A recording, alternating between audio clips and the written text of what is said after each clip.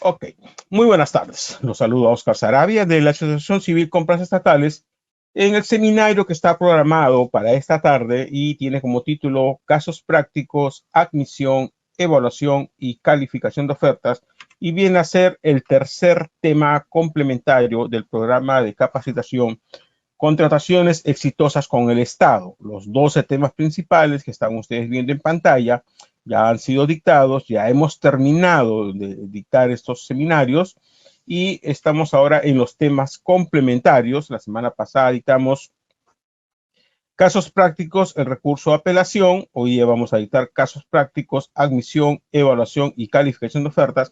Y la próxima semana vamos a dictar errores frecuentes en las contrataciones con el Estado. Y así vamos a terminar los 12 temas, falta completar los nombres, los 12 temas complementarios que tenemos preparados para ustedes. Entonces, continuamos con el tema y la idea es que vamos a hacer primero un análisis de la teoría, lo que ya hemos dictado. Anteriormente dictamos un seminario nosotros, admisión, evaluación y calificación. Vamos a hacer un resumen de eso.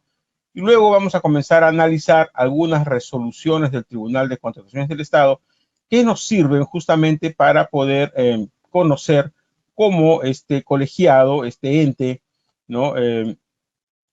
Interpreta la normativa y qué alcances nos dan para poder tomar decisiones, ¿no? Y poder tener base, ¿no? Para poder elaborar nuestras ofertas y que no tengamos complicaciones luego en la etapa de selección.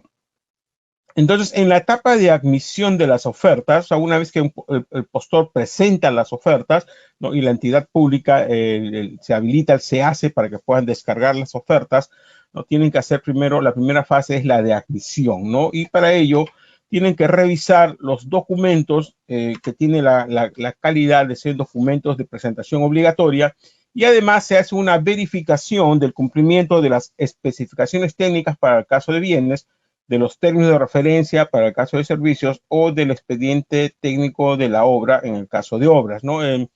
Eventualmente se pueden acreditar estas condiciones con la declaración jurada del anexo número 3, pero puede suceder también en algunos procesos que se solicite documentación adicional, ¿no? Por ejemplo, en el caso de bienes, se puede pedir la declaración jurada del anexo número 3 y adicionalmente se puede pedir catálogos, folletos o fichas técnicas de los bienes que se están solicitando para que el postor, ¿no? Acredite que cumple con las condiciones, las características de los bienes que se está solicitando, ¿no? Y así en servicios o en obras también podría suceder que se solicite, aparte de la declaración jurada del anexo número 3, ¿no? Algún documento adicional para justificar o acreditar que se está cumpliendo con lo que las bases indican. En el caso de obras, además, en esta fase de admisión, se hace una verificación del límite mínimo y el máximo del valor referencial, ¿no? El 90% y el 110%. Entonces, en las bases de los procedimientos de selección, en el numeral 2.211 del capítulo 2 de la sección específica, tenemos pues la relación de documentos que la entidad solicita para la admisión, ¿no? Son los documentos de presentación obligatoria y tienen ese nombre, documentos para la admisión de la oferta. El anexo número 1, de declaración jurada del postor, la acreditación del representante, la vigencia de poderes, el anexo número 2, de acuerdo al artículo 52, declaración jurada o documentos que acrediten el cumplimiento de las especificaciones técnicas, este es el anexo número 3, carta de compromiso puede ser para el caso de consultoría de personal clave, la promesa formal del consorcio y el monto de la oferta. Los otros suelen ser los documentos que están aprobados por el OCE, que en las bases estándar, ya sabemos que ahora estamos con bases estándar, ¿no? Y que los encontramos en esta sesión. O sea, yo para estar seguro que mi oferta va a ser admitida, lo primero que tengo que revisar es que esté presentando toda la documentación que me están pidiendo acá, ¿no? Y de repente podría haber que me estén pidiendo muestras, ¿no? En el caso de bienes, entonces también tengo que ver qué características deben cumplir estas muestras, cuándo debo presentarlas, dónde debo presentarlas y qué procedimiento de verificación va a ser la entidad pública de esas muestras que yo podría estar presentando, ¿no? En este caso, por ejemplo, vamos a ver algunas resoluciones del tribunal, ¿no? En situaciones particulares. En este caso, no se solicitó la presentación de catálogos o folletos, ¿no? Y la entidad pública no admitió la oferta del postor, la resolución 1592, que ustedes la tienen allí, los que están siguiéndonos por GoToWebinar, les hemos dicho que en la sección documentos 5 de 5, desde allí pueden descargar las resoluciones y para que la analicen con detenimiento, ¿no? Y en este caso, por ejemplo, solamente se había solicitado el anexo número 3 de declaración jurada de especificaciones técnicas y no se había solicitado catálogos, folletos, etcétera, ¿no? Y el comité de selección descalificó, perdón, no admitió la oferta del postor, ¿no? Contraviniendo lo que señalan las bases, porque las propias bases tienen una nota que dice que en caso que se requiera algún documento adicional al anexo número 3, debe estar indicado en las bases, ¿no? Y en este caso, estas bases solamente pedían la declaración jurada del anexo número 3, no pedían catálogos ni folletos. Y el comité de selección indebidamente no admitió la oferta de este postón. Recuerden también que les hemos mencionado ya varias veces que en el numeral 2.2 del capítulo 2, ¿no? Al final hay una nota, una advertencia que dice el comité de selección no podrá solicitar documentos que no hayan sido consignados en el numeral 2.1 para la admisión, en el 3.2 de calificación y en el capítulo 4 para evaluación. Nosotros lo hemos recordado varias veces. Sin embargo, algunos comités de selección o los órganos encargados de las contrataciones indebidamente a veces no admiten las ofertas, ¿no? Así que hay que tener cuidado. Este es un caso en contrario, ¿no? Sí se solicitaba el catálogo, ¿no? Pero el catálogo que presentó el postor no sustentaba, ¿no? Las especificaciones técnicas de los bienes solicitados. En este caso, las bases sí solicitaban la declaración jurada del anexo número 3 y adicionalmente pedían la ficha técnica o folleto, ¿no? Para acreditar las especificaciones del bien requerido. Y en este catálogo que presentó el postor, no se estaba acreditando algunas especificaciones técnicas como los rangos de temperatura de operación y la humedad. Entonces, esta oferta sí fue admitida por el comité de selección de manera indebida, ¿no? Perdón, no fue admitida por el comité de selección porque no presentó el catálogo que había presentado no estaba acreditando que se cumplía con la temperatura y la humedad, no se admitió la oferta del postor, el postor impugnó y el tribunal le dio la razón al comité de selección, le dijo de que la oferta había sido no admitida de manera debida, ¿no? Esos son casos. En este otro caso, en el primer caso, por ejemplo, hemos visto que no se admitió porque no se había pedido catálogos, sin embargo el comité dijo, oye, no has presentado catálogos, pero si no se pedía, entonces el tribunal corrigió. En el segundo caso, sí se pedía catálogos y había que acreditar algunas especificaciones técnicas, ¿no? Y el postor, el catálogo que presenta no acreditaba al menos dos situaciones, la temperatura, ¿no? Y fue no admitido y el tribunal le dio la razón. Y en este caso sucedió algo diferente, ¿no? Que se solicita el anexo número 3, ¿no? Y en el numeral 3.1, o sea, del capítulo 3, se decía que se iba a requerir, ¿no? Catálogos o fichas técnicas, y lo mismo se dijo al absolver una consulta. Al absolver la consulta número 8, el comité de selección señaló que se iba a pedir catálogos o fichas técnicas, ¿no? Sin embargo, esta indicación de catálogos o fichas técnicas no se consignó en el numeral 2.211, ¿no? Que hemos visto que tiene que estar en las bases.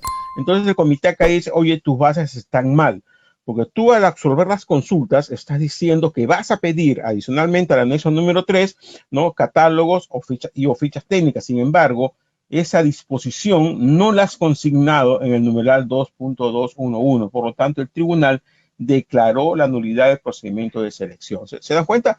Una misma situación respecto a este anexo número 3 y los catálogos y folletos pueden tener distintos resultados, ¿no? O sea, hay que tener en cuenta eso para que ustedes lo analicen con detenimiento. En este otro caso, que es un caso que ya lo hemos conversado anteriormente, ¿no?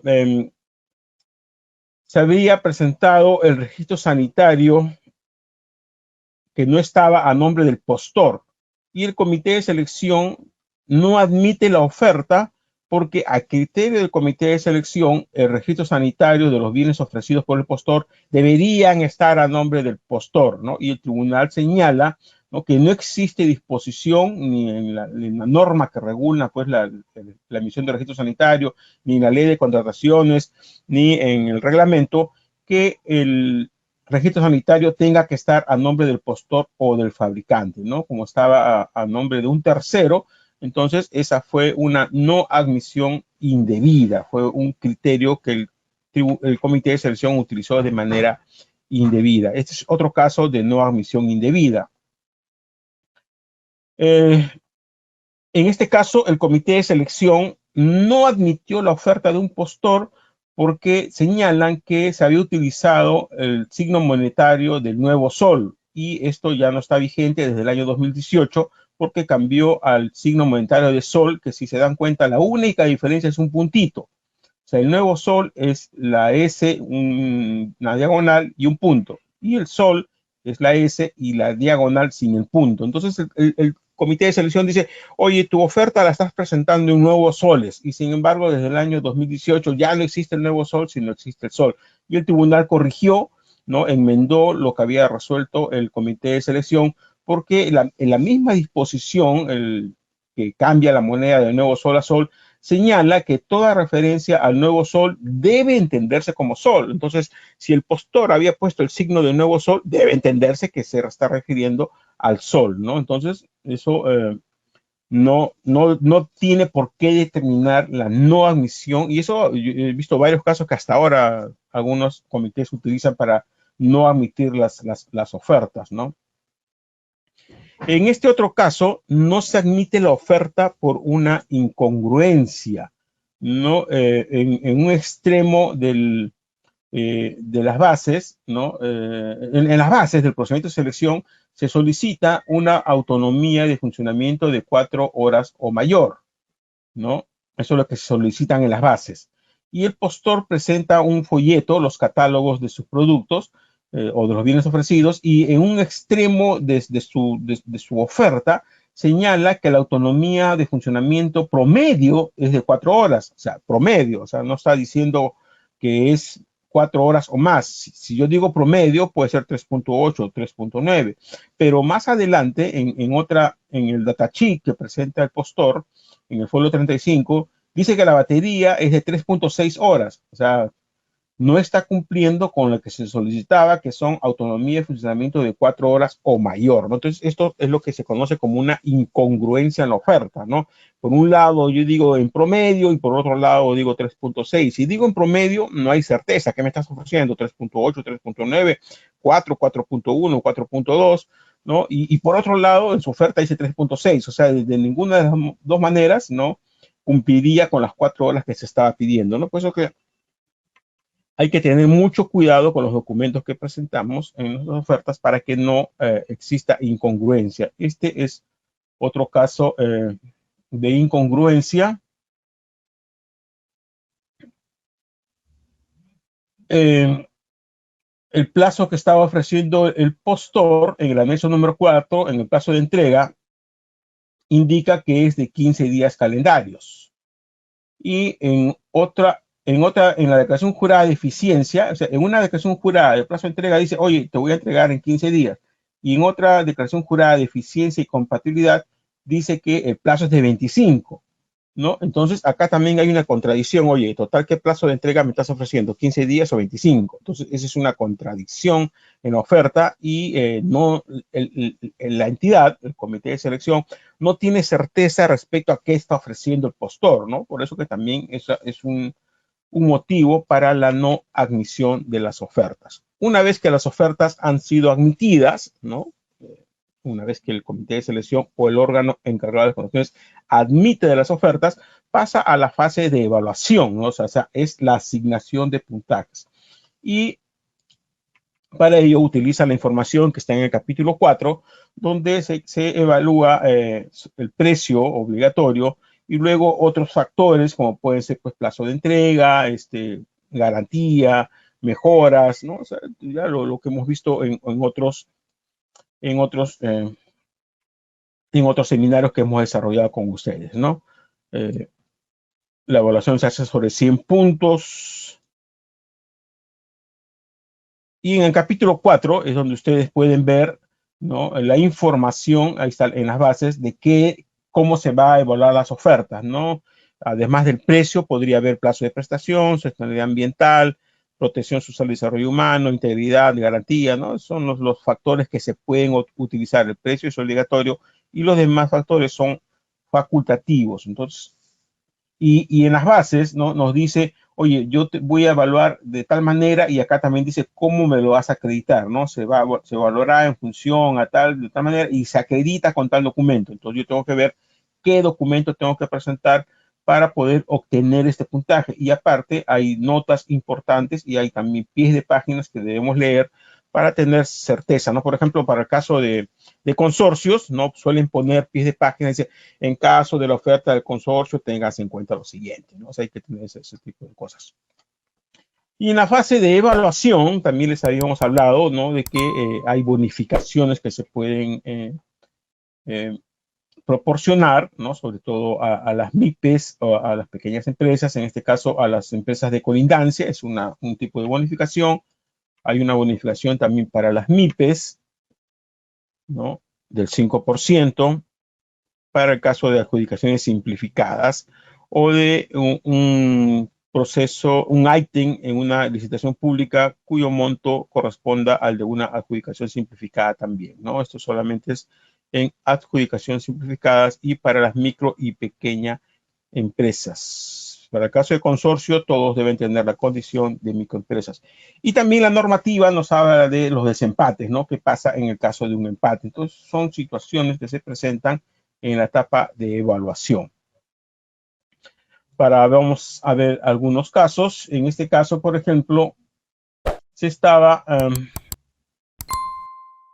un proceso de una consultoría, ¿no? Una consultoría de servicios, y uno de los factores de evaluación era la metodología propuesta, que se iba a calificar con 30 puntos, ¿no? Y el comité de selección no, no otorga los 30 puntos porque en esta metodología que estaba señalando el postor, ¿no?, utiliza un cargo distinto al que se solicita en las bases, ¿no? Se había puesto un cargo de diferente denominación, ¿no? Por decir, ¿no?, se pedía un jefe de proyecto, ¿no? En las bases se pedía un jefe de proyecto, y en la metodología que estaba proponiendo el postor, pues, puso, por decir, gerente de proyecto. Ustedes pueden leer ya con detenimiento para que se den cuenta, ¿no? Y puso gerente de proyecto. Entonces el comité dijo, oye, yo pido un jefe de proyecto y tú estás ofreciendo un gerente de proyectos. Entonces tú no te otorgo puntaje porque no cumples. Y el tribunal, ¿no?, señaló que eso no es correcto, porque la idea es evaluar la metodología, no específicamente la denominación de un cargo, porque pueden haber pues diferentes denominaciones, ¿no? O sea, un jefe, yo pongo un gerente, el gerente puede hacer las funciones del jefe, ¿no? O sea, no era el criterio de evaluar, ¿no?, el cargo que se está designando en esta metodología, sino la evaluación era sobre la metodología que se estaba utilizando, ¿no? Y señalan, ¿no?, por haber consignado una terminología distinta a la que usualmente se emplea. Entonces, eso está yendo en contra, pues, del principio de eficiencia, ¿no? Es una formalidad excesiva, por eso que el tribunal corrigió esa decisión del comité de selección. En este otro caso, es una situación de rechazo de las ofertas. Se solicitó al postor, hemos dicho que en el caso de rechazo de ofertas, cuando el comité de selección considera que la oferta está sustancialmente por debajo del valor estimado, le solicita al postor que presente los elementos constitutivos de su oferta. Y si al analizar estos elementos constitutivos de la oferta, ¿no?, se determina que existe riesgo, ¿no?, no ha considerado algo o algo está por un precio irrazonable, ¿no? El comité de selección puede rechazar esa oferta, ¿no? Porque una oferta por debajo del valor estimado quizás pues puede hacer que no haya considerado algo, por eso que se solicita esto. Entonces, en este caso, el comité determinó que la oferta estaba sustancialmente por debajo, le pidieron al postor, ¿no?, que presente los elementos constitutivos y el postor decidió no presentar, o sea, no presentó los elementos constitutivos de oferta. Entonces, ¿no?, el comité rechazó la oferta y el tribunal le dio la razón al comité porque este procedimiento es obligatorio, ¿no? Si el comité determina que la oferta está sustancialmente por debajo del valor estimado y a un postor le solicita los elementos constitutivos, el postor está en la obligación de sustentar su precio, ¿no? Porque si no, la entidad no tiene certeza de que ese precio le garantice que el contrato se va a presentar, se va a ejecutar de manera correcta, ¿no? Para eso se pide los elementos constitutivos. En este otro caso, se señaló que se va a otorgar en función a la cantidad de horas lectivas, se va a otorgar el puntaje. Y el postor presentó su declaración jurada de la capacitación solicitada, pero no consignaba en esa declaración jurada el número de horas, ¿no? Y las bases del procedimiento de selección señala que cuando se está ofertando capacitación, ¿no?, esa evaluación se hace en función a las horas que yo ofrezco. Si yo ofrezco, por ejemplo, ¿no?, si yo ofrezco 2 horas, 1 punto. Si yo ofrezco 3 horas de capacitación, 2 puntos, ¿no? Y así. Y en este caso, ¿no?, el postor declaró que iba a hacer la capacitación, pero no indicó cuántas horas lectivas. Por lo tanto, no había forma de otorgarle el puntaje, ¿no? Por eso que el tribunal corrigió ahí y le corrigió a la entidad la evaluación y le quitó el puntaje. En este otro caso,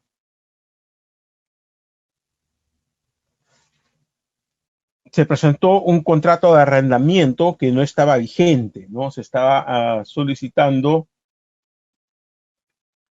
que el contrato de trabajo 6 meses, el trabajo, dice, no se podía subsanar este documento presentado. Dice, el señor Lazarte se desempeñó como jefe de proyectos del 9 de agosto y el 6 de agosto, toda vez que uno refiere contrato por 6 meses, contrato de trabajo, mientras que otro contrato de trabajo pretende calificar la ejecución de labores por un periodo. El comité de selección no solo ha errado al requerir que se presente documentación adicional para acreditar la experiencia profesional. O sea, las bases pedían, ¿no?, que se acredite con una constancia de trabajo. El postor presentó una constancia de trabajo, ¿no? Y el comité estaba pidiendo una información adicional para acreditar, ¿no?, que subsane ese documento, porque a criterio del comité de selección no cumplía con lo solicitado, ¿no? Entonces el tribunal corrigió y le dijo que no había error, ¿no?, ni material ni formal en el documento, no requería ser subsanado, ¿no? Por lo tanto, acá también le corrigieron al comité de selección su decisión de no otorgar puntaje, ¿no? Que es lo que a veces sucede, ¿no? Los comités de selección a veces buscan la sinrazón, ¿no?, para no admitir una oferta, para no calificarla o para otorgarle un puntaje que no le corresponde, ¿no? O sea, a veces pues hacen esa situación. Y respecto a la etapa de calificación de ofertas, ¿no? Primero hemos dicho la admisión, luego la evaluación y luego la calificación de las ofertas. En esta etapa de calificación se hace una verificación del cumplimiento, ¿no?, de los requisitos de calificación que se encuentran en el numeral 3.2 del capítulo 3 de la sección específica. Y si la oferta ha pasado la etapa de admisión, ha pasado a la etapa de evaluación, ¿no?, y si la oferta no acredita algún requisito de calificación, la oferta es descalificada, ¿no? Entonces, por eso tenemos que tener cuidado que nuestra oferta pase por los 3 filtros: el filtro de admisión, el filtro de evaluación para que nos otorguen el máximo puntaje que hemos estimado nosotros, y luego finalmente la calificación de las ofertas, ¿no? Y esta calificación se hace para el caso de bienes y servicios al primer y el segundo lugar, y para el caso de obras del primer al cuarto lugar. En el caso de consultorías se califica a todas las ofertas que hayan sido admitidas. Los requisitos de calificación los encontramos en el numeral 3.2. ¿No? Allí está en las bases del procedimiento de selección qué es lo que va a calificar la entidad, indica cuál es el requisito y se indica cómo se acredita, con qué documento se va a acreditar que el postor no cumple con el requisito de calificación, y tenemos que tener en cuenta, nuevamente les señalo, las notas, ¿no? Acá hay una nota, por ejemplo, ¿qué es lo que señala el OCE en esta opinión de qué cosa es un requisito de calificación referido a la habilitación? ¿No? Porque hay entidades, ¿no?, que solicitan como habilitación documentos que no corresponden, ¿no? Por ejemplo, el RUC, el RNP, licencia de funcionamiento, y esos no son, según esta opinión del OCE, no son documentos que habilitan a un postor. El documento que habilita a un postor es la autorización que le da el órgano del sector, ¿no?, para que funcione, ¿no? Por ejemplo, para el caso de servicios de vigilancia, quien autoriza a una empresa para actuar como empresa de vigilancia es SUCAME, ¿no? Y aparte, las empresas de vigilancia también necesitan una autorización del Ministerio de Trabajo de intervención laboral.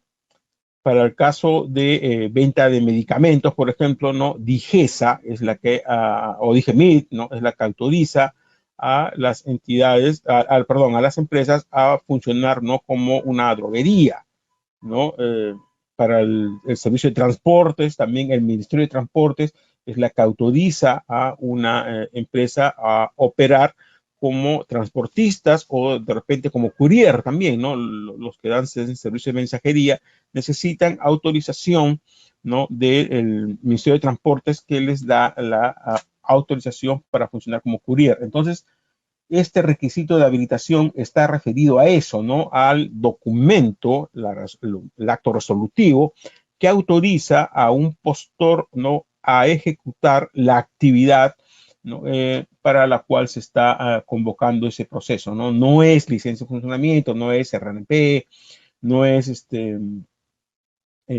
otro documento, de repente, de los bienes, certificado de calidad de los bienes. No, es un documento que autoriza al postor a operar, ¿no? Entonces, si ustedes ven que acá se está pidiendo un documento que no cumple con lo que señala esta opinión del OCE, esas bases tienen que ser observadas, porque de lo contrario les pueden tener complicaciones. Respecto a la capacidad técnica y profesional, ¿no? Se puede calificar infraestructura estratégica, el local del postor, de repente, equipamiento estratégico y personal también, ¿no? Y también se puede calificar la experiencia del postor en la especialidad y la solvencia económica para el caso de licitaciones públicas en obras, ¿no? Esta solvencia económica no se pide, solamente se pide para licitaciones públicas en obras. Entonces, son los requisitos de calificación que pueden utilizarse, y les decía yo que esta información, ¿no?, qué es lo que se puede utilizar y qué no, está en las bases estándar. Si usted quiere saber si las bases del proceso a las que usted se va a presentar están utilizando correctamente estos requisitos de calificación, tiene que irse a la página del OCE, descargar las bases estándar de ese procedimiento de selección y verificar si la entidad está haciendo uso correcto, ¿no?, de esas bases estándar, ¿no? Eso es porque muchas veces, pues, se piden cosas que no están autorizadas por el OCE o se modifican, ¿no? Por ejemplo, acá dice, se acredita con resolución tal, ¿no? O el caso del equipamiento estratégico, se acredita con documento que sustente la propiedad o carta de compromiso de alquiler o de venta, ¿no? Y no se requiere nada más. Si yo presento la carta de compromiso de alquiler o venta, ya no tengo que presentar la factura de los bienes, ¿no? Pero algunos cambian eso, ¿no? Algunos comités ponen carta de compromiso de alquiler y adicionalmente la factura de los bienes o la ficha técnica, ¿no? Entonces, eso no está permitido. Tiene que ceñirse a lo que señala las bases estándar, y esa parte no puede ser. La forma de acreditación no puede ser modificada, por si acaso, ¿ya? Eso tengámoslo en cuenta. Y si vemos que se está modificando, por eso les digo yo, verifican ustedes las bases del proceso versus las bases aprobadas por el OCE, y si ustedes ven que la entidad no está cumpliendo, no tienen que observar esas bases para que se haga en función a lo que señala el OCE en los documentos que ha aprobado, ¿no? Igualmente, para la calificación hay un beneficio de MIPES, que está en el artículo 49 del reglamento, ¿no? La norma general es que el requisito de calificación, experiencia del postor en la especialidad, ¿no? Se puede solicitar máximo 3 veces el valor estimado de la contratación. Pero para el caso de MIPES, cuando se trata de bienes y servicios y adjudicaciones simplificadas de bienes y servicios, ¿no? Se hace una diferencia que a una MIPE no se le puede pedir más del 25% del valor estimado. Entonces, si es una adjudicación simplificada de bienes y servicios, o si hay un ítem que tiene el valor de una adjudicación simplificada, en las bases del procedimiento de selección tiene que estar dos valores, ¿no? El valor para todos los postores, ¿no? O sea, cualquier postor que no sea MIPE, y tiene que haber otro valor para el caso de las MIPES, ¿no? Y ese valor que se solicita como experiencia del postor en la especialidad no debe ser superior al 25% del valor estimado. La norma general, repito, es 3 veces el valor. Por ejemplo, si el valor estimado es 200.000 soles, no, tiene que haber un primer valor que no debe superar los 600.000 soles. Esa es para todos, la regla general, 3 veces el valor estimado 600.000 soles. Y más abajo en las bases debe decir no más de 25% de 300.000 soles, que viene a ser pues 75.000 soles, ¿no? O sea, a todas las empresas en general 300.000 soles. Y las MIPES máximo 75.000 soles. Esos dos valores deben estar en los procedimientos de selección, que son adjudicación simplificada de bienes y servicios en general, o en licitaciones públicas o concursos públicos, cuando un ítem, ¿no? Su valor estimado corresponde al de una adjudicación simplificada. En esta fase de calificación también en la admisión y evaluación se permite la subsanación de las ofertas, ¿no? Eso ya lo hemos mencionado, y la subsanación es un derecho que tiene el postor. No es que el comité de selección diga, bueno, si yo quiero te doy plazo para que subsanes, si no quiero, no. El postor tiene el derecho a subsanar. O sea, si el comité de selección o el órgano encargado de las contrataciones detecta algún error u omisión en los documentos que estamos presentando en nuestras ofertas, está la entidad, comité de selección o el órgano encargado de las contrataciones, está obligado a darle al postor un plazo, ¿no? Para que subsane su oferta, que no puede ser inferior a un día. La solicitud de subsanación se envía a través del SEACE al postor, se notifica al SEACE y se envía también al correo registrado del RNP, y el postor debe de subsanar su oferta también a través del SEACE, ¿no? O sea, eso también está normal. Y las situaciones que se pueden subsanar son omisiones de información en los formatos y declaraciones juradas distintas al plazo. O sea, por ejemplo, si yo tengo un error en el plazo, no se puede subsanar. Si de repente hay en una declaración jurada del anexo número 2, por ejemplo, que hay varias cosas que yo declaro, ¿no? Que conozco las bases, ¿no? Que no me encuentro impedido, ¿no? Me olvido de una frase, se me pasó, o se me fue una palabra o una frase, eso es subsanable, ¿no? La omisión en la información o los formatos distintos al plazo son subsanables. La nomenclatura del procedimiento de selección. Si el procedimiento de selección es una adjudicación simplificada y yo en lugar de poner adjudicación simplificada en un anexo puse concurso público, eso es subsanable, no pueden decidir la no admisión de mi oferta por que me equivoqué en la nomenclatura del procedimiento de selección. La entidad pública está obligada a decirme que subsane, ¿no? La falta de firma, ¿no? Si no firmé un anexo con excepción del precio, o la falta de foliatura, ¿no? Las ofertas tienen que estar foliadas, numeradas, ¿no? Correlativamente, puede ser de arriba hacia abajo, de abajo hacia arriba, pero la cosa es que estén numeradas. Si no está numerada o si falta una firma, son omisiones que deben permitirnos subsanar. La legalización notarial, la carta de compromiso de personal clave para el caso de consultorías de obras o la promesa formal de consorcio necesitan ir con firma legalizada. Pero si yo no presento el documento con firma legalizada, o sea, presento el documento, la carta de compromiso, o presento mi promesa formal de consorcio sin firma legalizada, igual tienen que darme plazo para subsanar y poder presentar el documento con la legalización correspondiente. La traducción también que señala el artículo 59, ¿no? Los documentos que están en idioma extranjero deben estar acompañados de traducción realizada por traductor certificado o juramentado. Pero si yo presento un documento en idioma extranjero, que no es el español, ¿no? De plano no van a decidir por la no admisión o por la descalificación de mi oferta, ¿no? Tienen que darme plazo para subsanar la falta de la traducción. Los referidos a la fecha de emisión o denominaciones de las constancias o certificados emitidos por entidades públicas, o sea, no cualquiera, ¿no? De repente en el certificado de vigesa, en un título profesional, hay un error o omisión en la fecha o en la denominación, también se puede corregir, ¿no? De repente en lugar de ingeniero pusieron pues administrador, ¿no? Se equivocaron, ¿no? Se puede subsanar. Eso está permitido subsanarse. Los referidos a divergencias en la información contenida en uno o varios documentos, siempre que tal circunstancia haya existido, ¿no? De repente en un anexo yo puse que mi empresa es sociedad anónima, ¿no? No sé, pues Juan JLM, sociedad anónima. Y en otro documento no pongo que no es JLM Sociedad Anónima, sino pongo JLM Sociedad de Responsabilidad Limitada.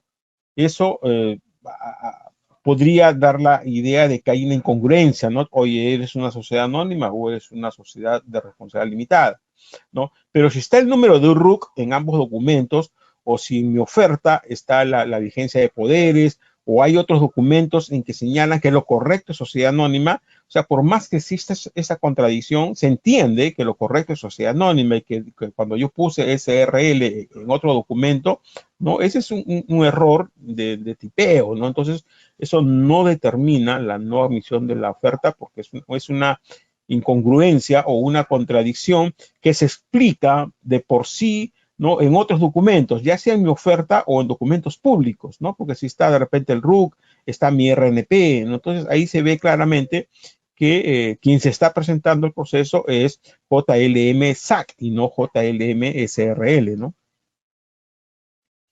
Los errores u omisiones contenidos en documentos emitidos por entidad pública o la no presentación de documentos emitidos por entidad pública, ¿no? Y esto de acá nos habla de estos dos documentos, los errores o la no presentación, que se trata de documentos que hayan sido emitidos con anterioridad, tales como autorizaciones, permisos, títulos, constancias, certificados y o documentos que acrediten estar inscrito o integrar un registro y otros de naturaleza análoga, ¿no? Por ejemplo, un título profesional que lo emiten las universidades y las universidades privadas lo emiten también a nombre de la nación, ¿no? O sea que también un título universitario de una universidad privada también es subsanable si tiene un error o si yo no lo presento.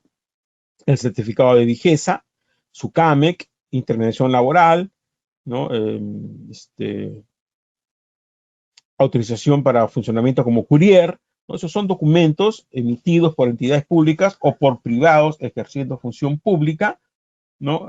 Que tienen como condición brindarme una autorización, un permiso, un título, unas constancias. Esos documentos, si tuvieran algún error u omisión o no lo presento en mi oferta, pero ha persistido, ¿no? Que haya sido emitido con anterioridad a la fecha de presentación, entonces puede ser subsanable también. En el documento que contiene el precio, puede subsanarse la rúbrica y la folación, pero no se puede subsanar la firma, ¿no? Ni mucho menos pues los montos cotizados, ¿no? El precio, ¿no? O sea, sí se podría subsanar la rúbrica y la foliación.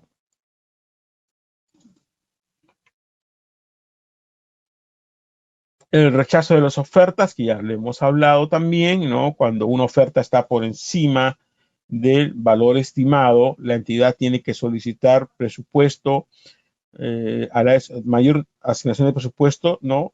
Si le dan, tiene que pedirse al titular la autorización para el uso de esos mayores presupuestos. Si no se consigue el presupuesto o si el titular de la entidad no aprueba el uso de ese mayor presupuesto, se rechaza la oferta, ¿no?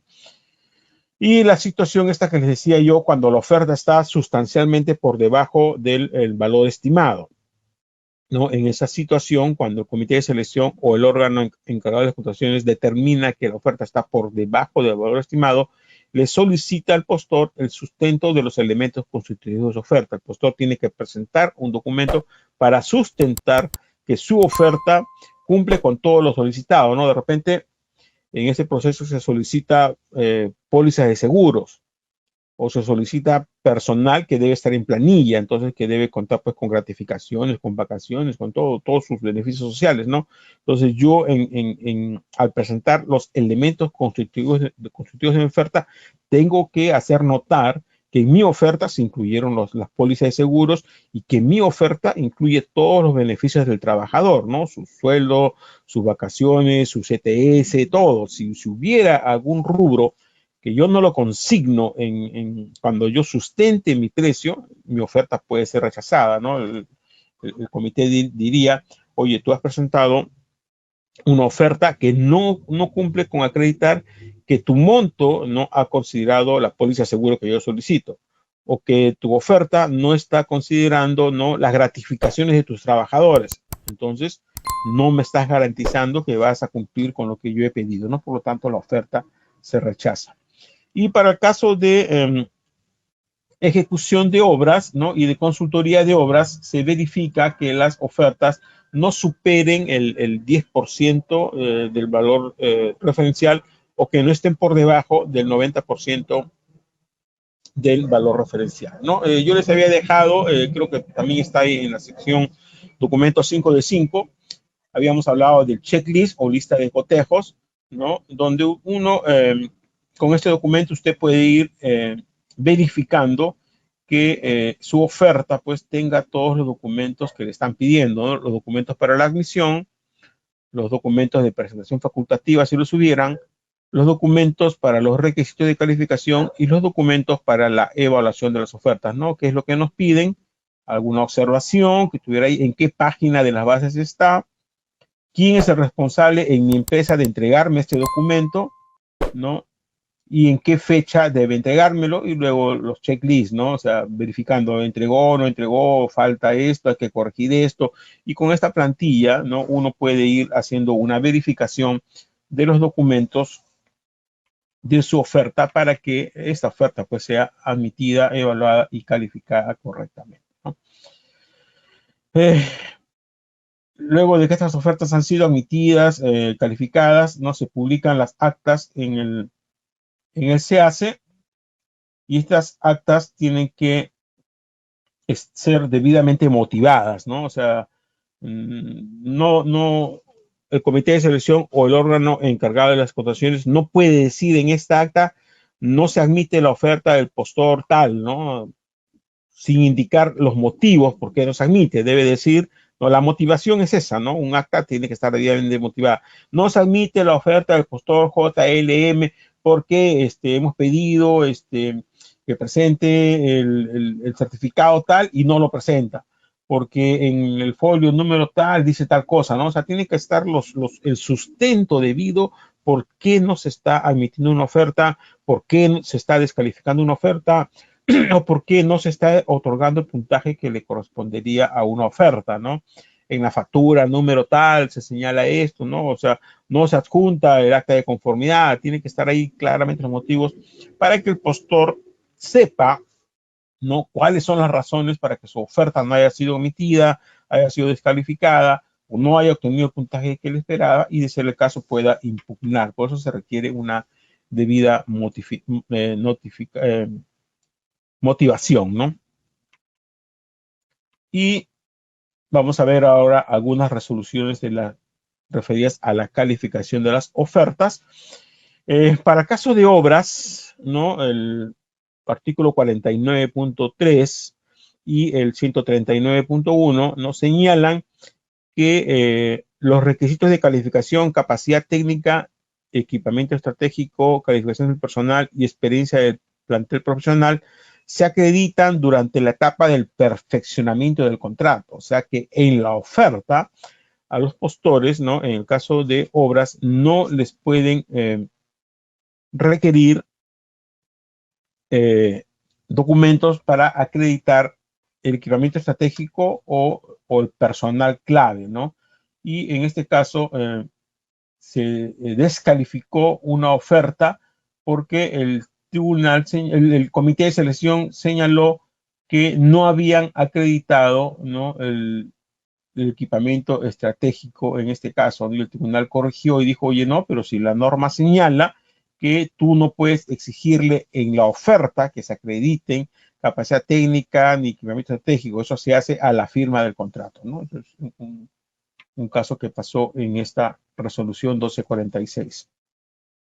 En este otro caso, que una resolución puede ser emitida de esta manera, ¿no? Por mayoría. Esta es una resolución emitida por mayoría con un voto de discordia. Son 3 vocales, 2 tienen una posición, la mayoría, y un tercer vocal tuvo, perdón, otro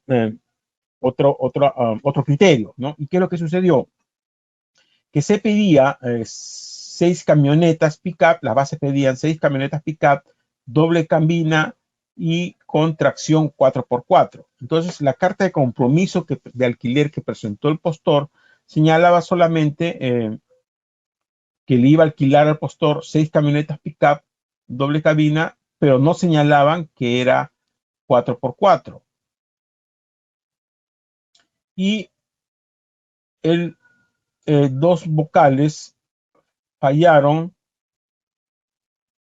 señalando que efectivamente debía descalificarse la oferta porque la carta de compromiso no señalaban que estas camionetas eran 4x4, pero el vocal Víctor Villanueva no estaba de acuerdo con esa decisión y señaló que no tenía, que era una exigencia desmedida solicitar que la carta de compromiso no diga 4x4, porque para ello ya se estaba presentando la declaración jurada del anexo número 3, ¿no? Donde señala que se cumple con lo solicitado en las bases, ¿no? O sea que la carta de compromiso y el anexo número 3 se complementan, ¿no? Si bien es cierto, no se decía en la carta de compromiso que era 4x4, ¿no? El anexo número 3, que dice que cumplo con todo, ¿no? Estaba complementando esa información, ¿no?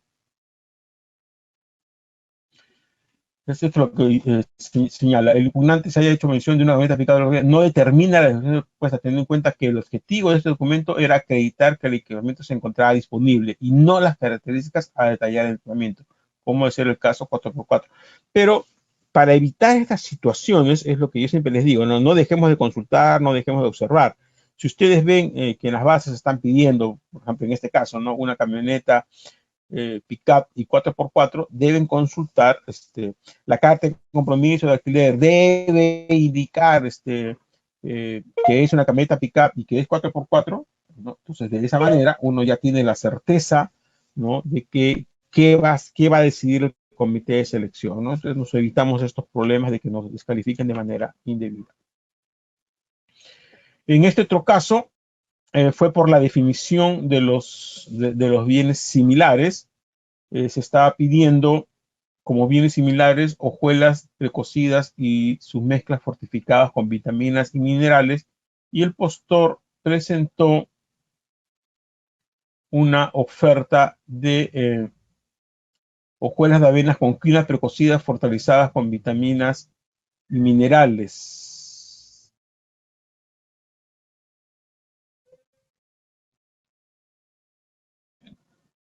Tienen que ser precocidas y fortificadas con minerales, ¿no? Entonces, el postor no acreditó que la avena que estaba ofreciendo era fortificada con vitaminas y minerales, ¿no?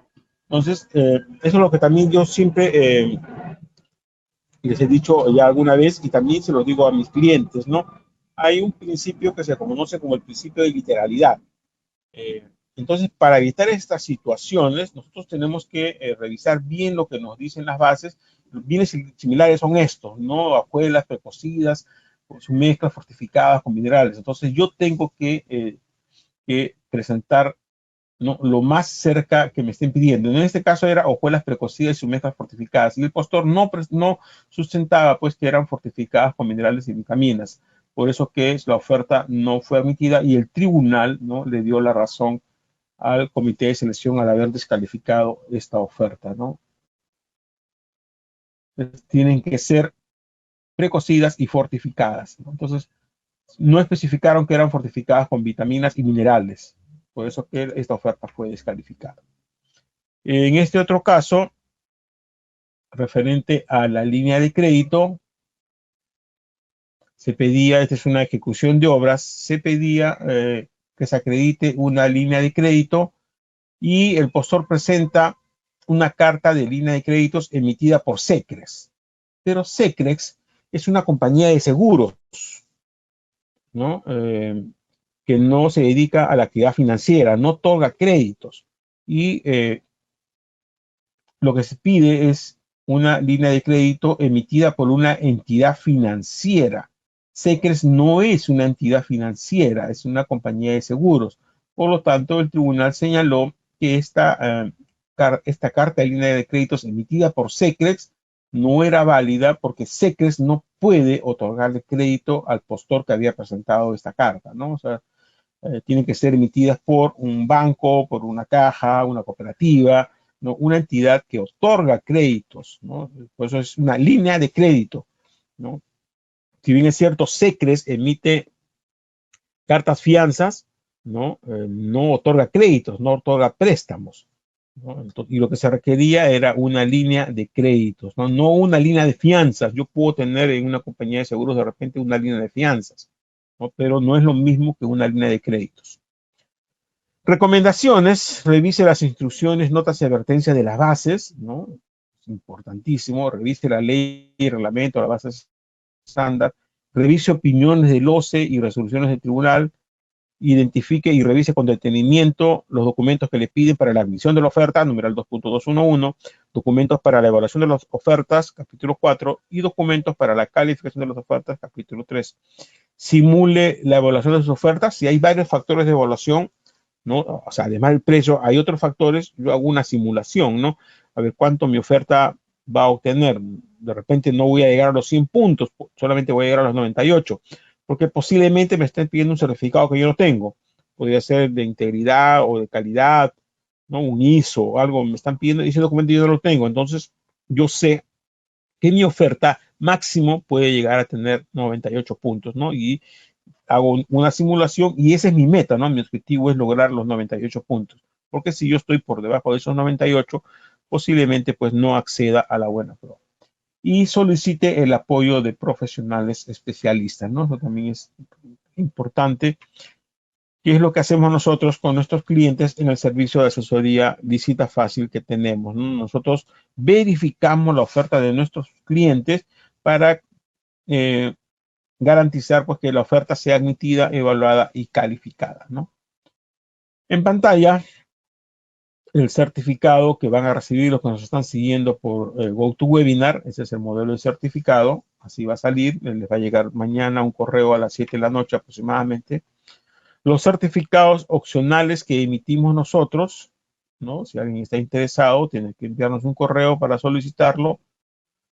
Pueden pedir un certificado por cada seminario que le han asistido por 4 horas lectivas, o un certificado por los 12 temas principales, por 48 horas lectivas que ya terminaron, o un certificado por los 12 temas principales y al menos 6 temas complementarios, desarrollar 2 casos, y pueden obtener el diploma Contrataciones Exitosas con el Estado, válido por 120 horas lectivas. No son las formas de certificación que tenemos.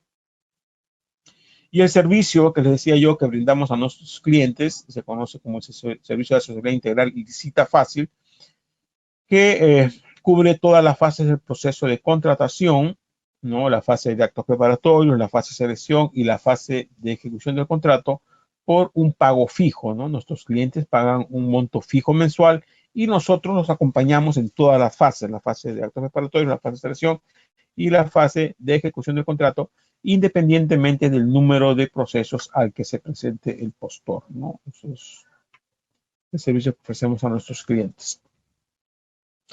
Y en pantalla, la página web de compras estatales, el acceso, donde publicamos todos los días noticias y relacionadas a las contrataciones del Estado y lucha contra la corrupción.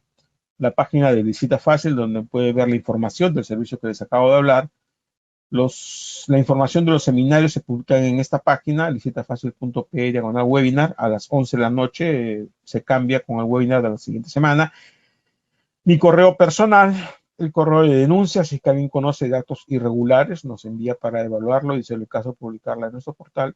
Y mi teléfono con WhatsApp, los accesos a las redes sociales. La próxima semana les decía que vamos a dictar errores frecuentes en las contrataciones con el Estado, pero no va a ser a las 6, sino por si acaso va a ser a las 7 de la noche.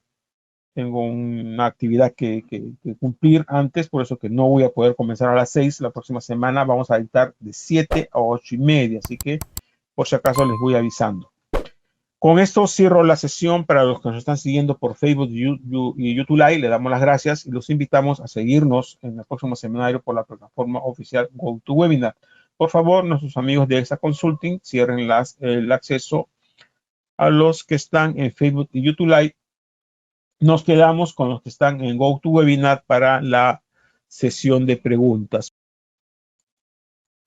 Muy bien, son las 7:30. No se olviden que la próxima semana tenemos el seminario que va a comenzar a las 7 de la noche y tenemos el seminario errores frecuentes en las contrataciones del Estado. La última pregunta de Frank dice, cuando una empresa presenta documentos para acreditar la experiencia y lo hace de forma incompleta o le faltó sustentar su experiencia de manera fehaciente, pero su propuesta económica es la más ventajosa. No, Frank, lamentablemente no está permitida la subsanación de los documentos para acreditar la experiencia del postor, ¿no?